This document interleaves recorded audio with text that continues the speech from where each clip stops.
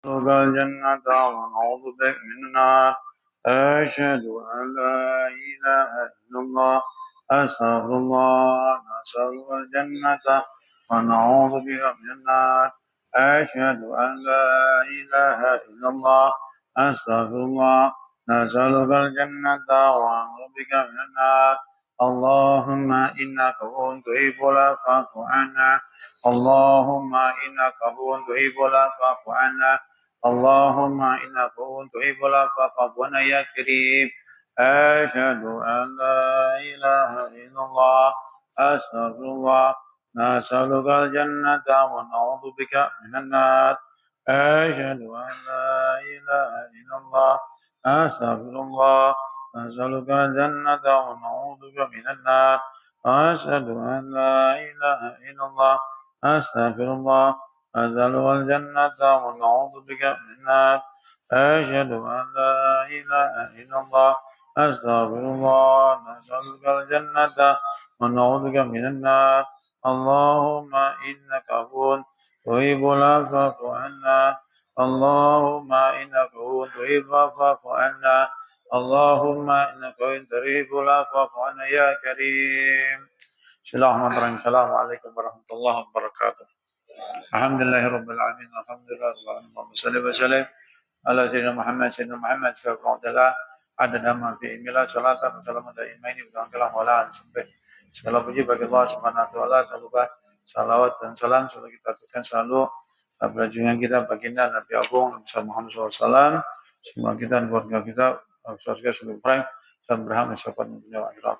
Melanjutkan pembahasan tentang sholat yang dimana yang menyebabkan Rasulullah SAW menangis mengingat nas, yaitu besok ada sebagian daripada umatku yaitu zaman yang menyanyiakan sholat dan mengikuti syahwatnya, maka orang tersebut kalau dia tidak tobat akan dicemplungkan ke jahanam. Kenapa Rasulullah SAW menangis? Karena beliau SAW mengetahui bagaimana beratnya siksa daripada orang-orang yang memperhatikan sholat. Salah satu di antaranya disebutkan ya waruwiya dan diceritakan aidon kelawan meneh anak imro'atan apa setuni wang wadon in Bani Israel lah kang tetap saking Bani Israel, yaitu cerita tentang wanita yang di zaman Bani Israel.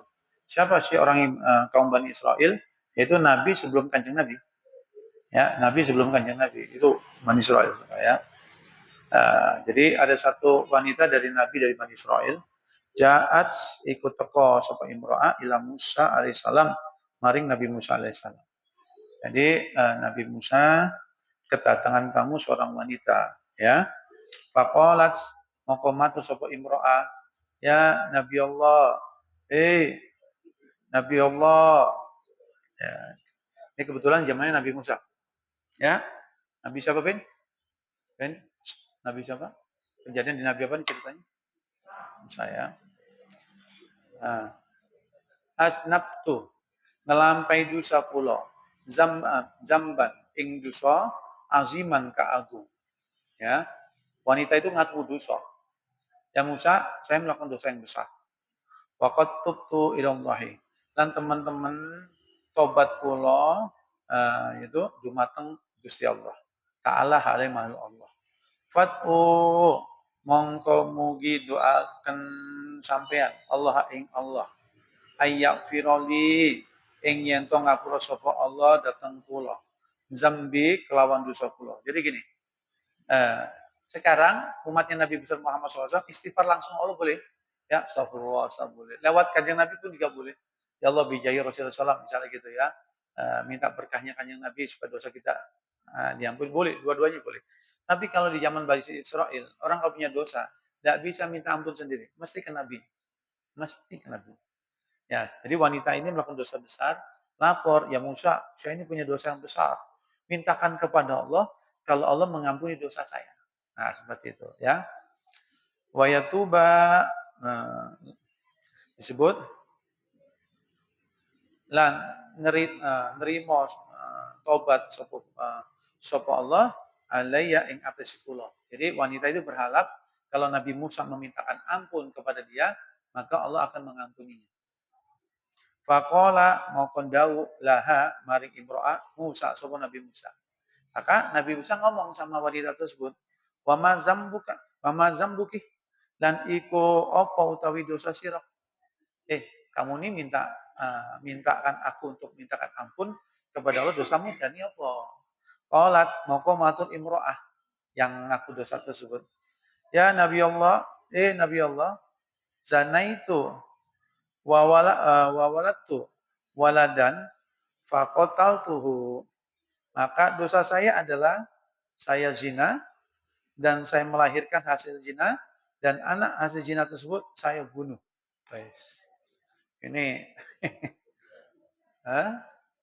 jadi ada wanita ini ngaku, "Ya Musa, dosa besar yang saya kerjakan adalah saya zina, saya melahirkan hasil zina saya dan saya bunuh anak saya tersebut." Faqala maqdau Musa alaihissalam, siapa Nabi Musa alaihissalam, ya, "Ukhruji ya fajiratu." Metu sira wadon kang lacut. Jadi Nabi Musa ini dimintakan untuk mengistighfari dosanya, tapi Nabi Musa nggak mau, malah diusir wanita tersebut. Pergi ya kamu. Li alla tangzila narun minas sama. Derapun ora nurun akan opo geni saking langit. Kenapa Nabi Musa tidak mau memintakan ampun? Karena Nabi Musa ini merasa ini dosanya nggak mungkin diampuni sama Allah karena keterlaluan. Dan Nabi Musa khawatirnya turun hujan api dari langit.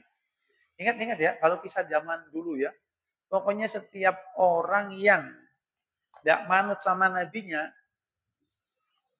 maka Allah mensegerakan azabnya. Seperti Nabi Nuh, gak manut, ya tenggelam. Ya, kamu tenggelam. Nabi Allah Hud, gak manut, maka Nabi Allah Hud itu umatnya terkenal dengan ahli pahat. Gue pinter sekali, bukan rumah dari gua-gua. Dia begitu kuat sekali. Karena umatnya Nabi Allah Hud ini diberi kekuatan, tangannya ini bisa ngukir batu. Saking kuatnya. Istilahnya rumahnya besar-besar, istilahnya gampang lah. Batu ini kayak lempungnya, plak-plak. Padahal tempatnya Nabi Lohud ini Ustaznya pernah lihat, batunya kayak gitu gede-gede. Wah, atau semprot. Jadi dia merasa kuat ini. Nah, begitu dia berlindung, ternyata Allah turunkan azab. Azab jabnya itu tersebut, yaitu gempa bumi. Kalau seandainya dia tidak keluar dari rumahnya yang dibuat, maka hancur, geruk. Begitu dia keluar, maka ada angin yang besar dan dingin yang kalau dia keluar maka dia tubuhnya terlempar kena batu di depan sekitarnya. Gak punya pilihan. Dan angin itu 7 hari 7 malam gak berhenti-berhenti. Wes, ya udah, mati. Ya. Belum nabi-nabi yang lain, turunnya hujan api dan sebagainya, ya, seperti itu. Nah, Nabi Musa merasa yang sama, yaitu apa? Ini kalau orang ini tidak mungkin dosanya ini bisa diampuni oleh Allah, maka diusir, pergi kamu dari aku. Aku nggak sanggup bisa memintakan ampun engkau karena dosa kamu begitu besar, yaitu kamu zina, hasil zinahnya tersebut kamu bunuh sendiri. Maka lalu dikatakan apa? Hai, pergi kamu. Wanita lajang, gitu ya. Di ala tangzilan narun minas sama. Karena aku khawatir sangat Allah akan murka dan akan menurunkan api dari langit. Fatu rikona mongko ngobong oponat ingsun. Maksudnya kita kena juga gitu. Jadi maksudnya Nabi Musa takut kena juga api juga. Hujan dari langit. Besok niki sebab olone awak ira dosa kamu. Jadi aku istilahnya kalau bahasa Jawanya apa? Orang makan nongko kena getai. Gitu loh. Takut. Fakharajat min indihi. Maka metu sapa imro'ah saking Nabi Musa. Ya, karena Nabi Musa sudah menolak. Mung kasirot tal kolbi. Hale pecah hatinya. Ya susah. Wanita tersebut apa susah? Juga sedih. Ya, karena dosanya ketahuan gak bakal diampuni sama Allah. Karena Nabi Musa pun nolak. Karena saking gedenya ya. Panazala mongkon turun Jibril alaihissalam. Setelah kejadian tersebut, malaikat Jibril datang. Nemuin Nabi Musa. Qala ya Musa, lan dawuh sapa Nabi malaikat Jibril ya Musa, Nabi Musa, Ar-Rabbu utawi pangeran Ar-Rabbu taala upari pangeran maha luhur sapa Allah yaqul iku dawuh sapa Rabb. Allah berkata kepada saya mana Jibril, laka maring sira ya untuk menyampaikan pesan kepada Nabi Musa, lima rodatka tabi'ata krana apa nolak sira ing wadon kang tobat. Ditegur Nabi Musa, "Ya Musa, tadi ada umatmu yang perempuan tobat karena perbuatan dosa yang engkau anggap besar, zina, punya anak, dibunuh. Kenapa kamu tolak, kamu usir?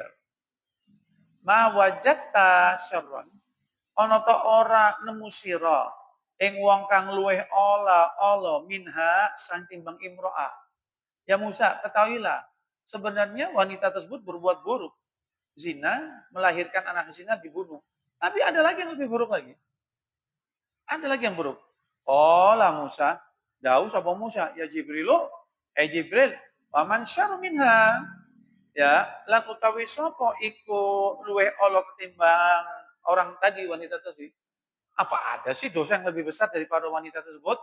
Sudah zina, anaknya lahir dibunuh. Apa ada dosa yang lebih besar dari situ? Qala, maka malaikat Jibril mengatakan, man yatruku sholata amidan muta'ammidan. Ini dosa yang lebih besar di sisi Allah dibandingkan dengan wanita zina punya anak lahir di batin. Apa dosa yang zina yang lebih besar tersebut? Yaitu kalau ada orang meninggalkan sholat secara sengaja. Hai. Orang meninggalkan sholat sengaja. Tidak ada uzur syar'i. Sehat, afiat, tidak ada kesulitan sama sekali. Apalagi masjidnya di rumah, depan rumahnya dia males tidur. Itu sejatinya dosanya dia jauh lebih besar daripada orang wanita yang zina, punya anak dan dibunuh sendiri. Nah, dalam kitab yang lain ya, dalam kitab yang lain. Seorang wanita, naudzubillah mendalik, summa naudzubillah mendalik. Kalau dia zina, lalu dia malu menggugurkan bayinya setelah 4 bulan dikandung. Ya, batasannya 4 bulan. Ulama berbeda pendapat. Ya, ada yang berpendapat setelah 4 bulan dikandung sudah ada ruh. Dia bunuh, berarti dia membunuh manusia. Kafarahnya membunuh mati. Maka apa yang terjadi? Maka besok itu bayinya yang waktu dia di neraka, ya, bayinya itu bawa cambuk dari api. Akan mengatakan mana orang yang tidak menghendaki saya lahir. Dipecut ibunya sendiri. Yang menggugurkan dipecut, dikejar terus. Nah, ini dia. Padahal dulu kan pernah terbongkar praktek aborsi ilegal di Jogja. Awalnya lucu, cuma ada tulisan fotokopi aja, tulisannya nomor HP, nomornya apa? Apakah Anda telah datang bulan? Iklannya begitu kan. Apakah Anda telah datang bulan? Lalu setelah ketahuan, ternyata itu adalah praktek aborsi ilegal. Dan dibongkar oleh polisi, ternyata di septic tank itu ada janin semua. Setelah ditanya, diinterogasi, ternyata apa? Sebagian besar mahasiswa. Nah itu tuh. Bentuk janin-janin. Nah, karena dia tidak berani, malu, takut sama orang tuanya dan sebagainya. Akhirnya jalan pintas aborsi. Ya, apakah dengan aborsi dia taubat? Enggak, begitu lagi mestinya. Karena dia berasa apa? Bisa bisa menemukan solusi seperti itu. Ya, padahal seperti ini. Nah, lain sebaliknya. Lain sebaliknya ya. Kalau ada seorang ibu yang mempertahankan kelahiran bayinya dan sebagainya, benar nyawanya dipertahankan, tapi tetap bayinya meninggal dunia sebelum balik, maka bayinya tersebut masih fitrah, besok waktu dihisab, maka bayi tersebut disuruh perintah masuk surga oleh Allah, bayinya nggak mau. Saya mau nunggu ibu saya di surga. Dan dia mencari di padang mahsyar, ibunya diganti. Seperti itu ya. Jadi hati-hati. Jadi tidak sembarangan. Orang meninggalkan sholat itu tidak sembarangan. Ya. Lalu berikutnya, kenapa Rasulullah SAW menangis? Lihat orang-orang yang meninggalkan sholat tersebut. Ya karena sudah tahu ini. Waruya lan akan anafi jahannama. Apa setutnya iku tetap ing dalam neraka jahanam. Yaitu wadian, iku jurang. Yuqalu kang kang diucapaken lahu maring wade. Maka di neraka ini ada jurang-jurang. Ada jurang. Maka diucapkan kepada jurang tersebut. lam-lamun. Apa jurang lam-lam. Ada jurang namanya di Jahanam lam-lamun. Itu jurang lam-lamun. Jadi kalau punya anak jangan dikasih nama lam-lamun. Nah, itu nama jelek. Fihi ikut tetap ing dalam jurang tersebut hayatun. Opo piro-piro ulo.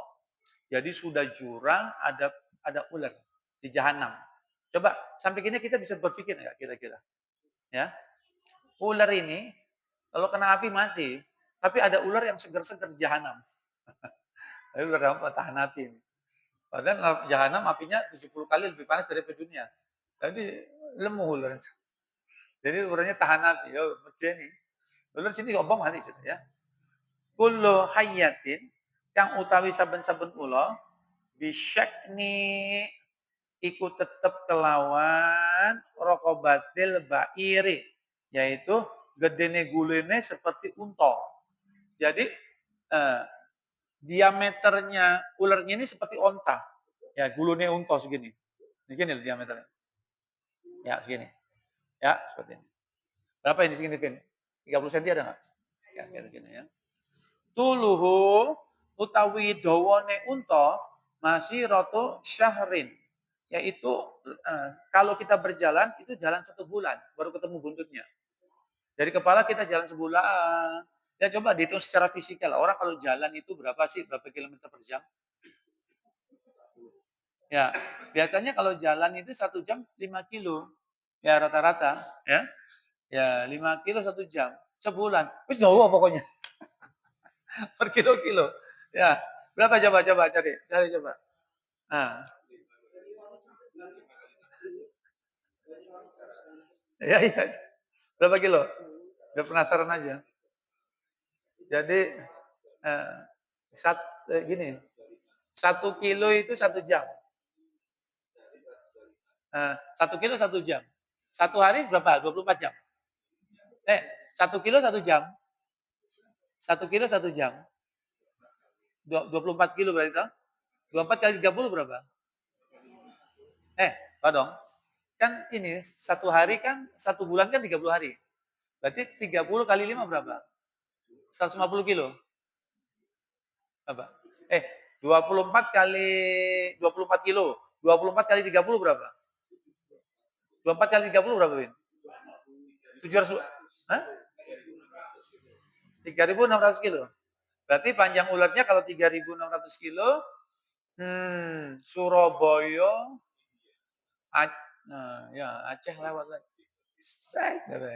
Itu panjang ularnya itu. Jadi, Surabaya Aceh ya? Ya Surabaya Aceh lah.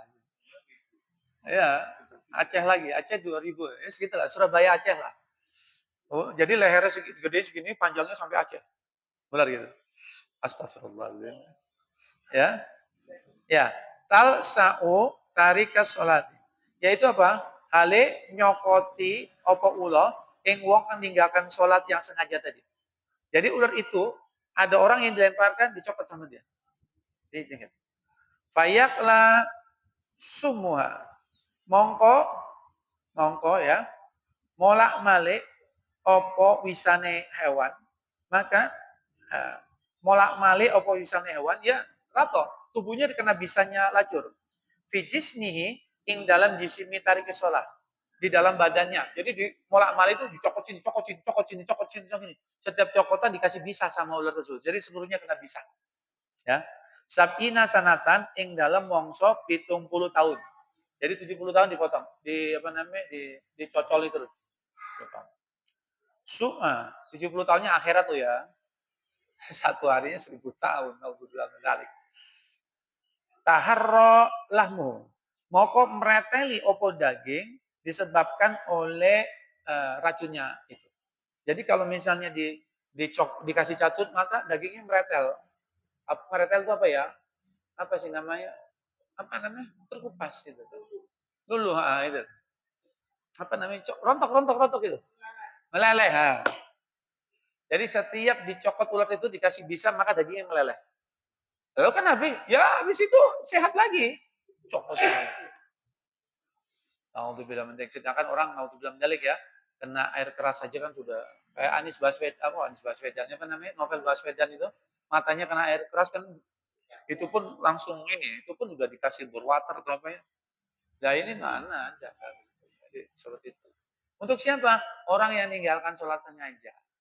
Sepisan wae. Lah anak kau istiqomah piye? Astagfirullah. Ya Allah, ya Allah, ya Allah, ya Allah, ya Allah. Asalul afiyah ya. Ya, seperti itu dia ya. Ya Allah, ya Allah, ya Rahman, ya Rahim. Es. Nah, ya. Wa kharaja Ahmad Ibnu Hibban. Lan nyeritakan hadis sapa Imam Ahmad Ibnu Hibban, ya. Man sapa wonge hafadho ala sholawati. Di sini ya. Ini yang ini dulu aja deh. Wa man lam yuhafiz mongko sapa wonge lamun iku ora ngrekso sapa man alaiha ing ate salat. Jadi nyanyaki salat. Enggak terserah salatnya sebutan. Lam yakun maka ora ikut tetap kedua iman lahu kedua iman itu nurun maka wajahnya gelap. Orang kalau nggak sholat nggak pernah air wudhu sumpah wajahnya. Coba jadi ngeliat orang yang nggak pernah sholat. Maksudnya bukan sholat. Lihat wajahnya nggak enak. Ya wajahnya nggak ada cahayanya. Nah, wala burhanun dan orang ono apa nih ya bukti kebaikan sholat tersebut maksudnya. Wala najatan dan ora ono keselamatan kang maujud. Wakala nan ono sapa man yaumal kiamah besok ing dalam dina kiamat ma'akorun jadi di neroknya sama korun wa fir'aun sama Firaun temannya. Wa Haman lan Haman wa Ubay ibnu Khalaf dan Ubay ibnu Khalaf munafik. Jadi orang yang meninggalkan sholat nanti di nerakanya ini sama Korun, sama Fir'aun, sama Haman, patihnya yang bengis dari Fir'aun, sama Ubay bin Khalaf. Ya, padahal coba lihat, se apa ya, se ololoi wong, yang dunia ini masih kalah Allah sama Fir'aun. Terus gini weh, sekarang kita nyari seujung dunia, ujung dia, cari orang yang paling Allah. Mesti kalah sama Fir'aun. Kenapa? Karena Fir'aun ngaku Tuhan. Nah, jadi siksanya yang paling nemen. Nah, siapa yang nemen nih? Yang siksanya sama dengan Fir'aun? Orang meninggalkan sholat sengaja. Nah, jadi korun lagi sudah. Korun ini nggak mau bayar zakat. Padahal dia punya ilmu, bisa merubah tembaga jadi emas. Jadi kaya sudah. Dia punya cairan. Ya, jadi saking kaya Fir'aun, kalau di kitab tafsir Qur'annya, Korun ini kalau keluar bersama pegawai-pegawainya, tentaranya ini, sama keledai, saya lupa keledainya 50 atau 70 itu. Dan semua keledainya itu kiri kanannya ada tempat buat ngangkut kunci gudangnya kekayaan Firaun, dibawa semua. Jadi kuncinya ini bisa diangkat oleh 60 atau 70 keledai itu, kiri kanan. Itu kuncinya. Gudangnya seperti apa kira-kira? 70 keledai. Dan semuanya masuk mesinnya. Tapi nggak mau zakat. Setelah diingatkan pada nabinya zaman tersebut, ya, nggak mau bayar zakat, akhirnya Allah murka, akhirnya apa? Maka ditelan sama bumi.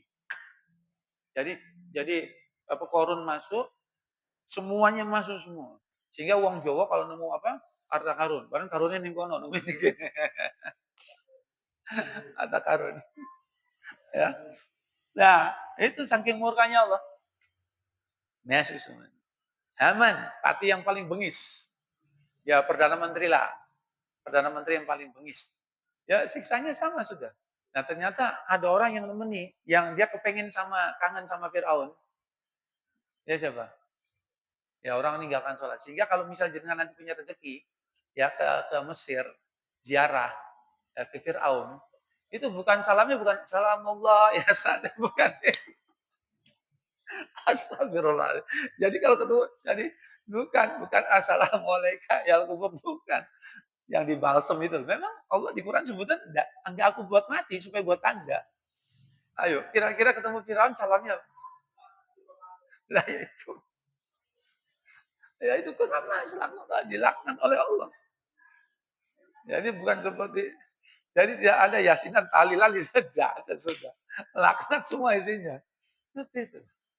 Karena tidak ada orang di dunia pun yang menyamai dosanya Firaun. Seperti itu. Sehingga kalau saya misal ada orang, seorang istri ya, ke tempat saya, ngeluhkan kejahatan suaminya, saya bilang, "Bu, jenengan Bu, sejelek-jeleknya suami jenengan, itu orang ngungkuli jeleknya Firaun, itu semono jenengan bersyukur wae, semono wae." Ora ono, jeleknya suami jenengan ora ono sing luwih jelek dari Firaun. Jadi paling top-topnya yaitu Firaun. Seperti itu, paham ya? Eh, ini azannya ini 52, jadi kurang 5 menit lagi ya. Nah, ini kebetulan kan bukber, jadi harus disiapkan sotonya. Jadi, mungkin, seperti itu, nanti bisa kita lanjutkan lagi tentang, hal-hal yang berhubungan tarki sholat tadi, tinggalkan sholat, ya. Sehingga alasan-alasan ini loh yang membuat Kanjeng Nabi nangis. Karena Kanjeng Nabi tahu siksanya ini, sedangkan Kanjeng Nabi kan sayang sama umatnya. Loh kok tapi kan ayatnya apa? "Min ba'din khalqum min ad'us shalah." Nanti sebagian dari umatku satu zaman ada orang yang khalqun ad'us shalah, nyelelek. Berarti kan benar-benar kejadian. Nah ternyata waktu kita bahas, kejadiannya apa? Sudah terjadi sekarang. Siapa? Ya 3 golongan tadi.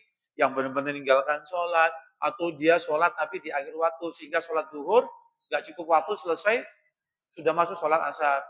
Lalu siapa lagi? Orang yang sholat-sholat tapi tanpa ilmu, sehingga dia jatuh. Sehingga Kanjeng Nabi nangis. Ya karena tahu siksanya seperti ini loh.